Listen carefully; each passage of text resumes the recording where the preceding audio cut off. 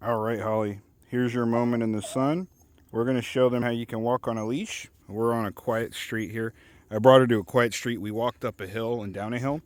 I took one video with her with a lot of energy so you could see how she has a lot of energy. I've walked her for 10 or 15 minutes, and now we're going to walk back up the hill.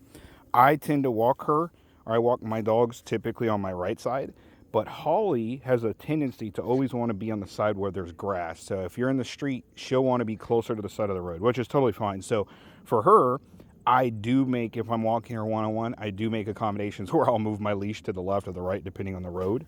We'll walk her now, and you guys can see she's a really good-mannered dog, well-mannered dog. As you can tell, any dog, when their energy is zapped, they're really easy to control on a walk.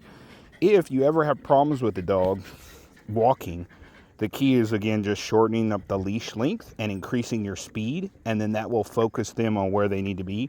If I give her more leash because she's young, she'll wander around. Sometimes she'll kind of wander behind you, right? She comes over on this side. If you want to control that, you just shorten the length of the leash on the walk. And she's really, really easy to, as you can tell, she doesn't fight, she doesn't do anything. So if I shorten my leash, I would have that across my waist. But because I'm holding the camera again, I can't. But if I shorten the leash and I have that across my waist and we walk, you pick up the speed and she'll stay right with you. And you just kind of guide her where you want her, right?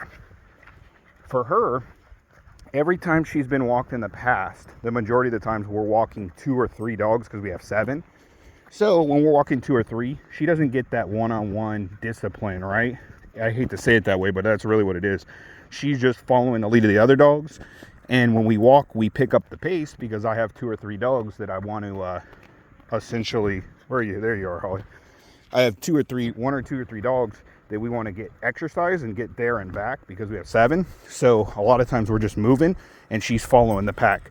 But if you take her one-on-one, she'll easily walk on the leash.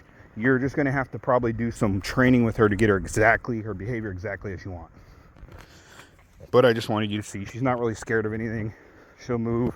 The only thing she tends to do sometimes is tries to get behind me. So when she does that, I just pick up the pace and I keep the leash out where I want it, and she'll stay exactly where I want her to go. There you are. Huh. You're doing good. Good job, Holly.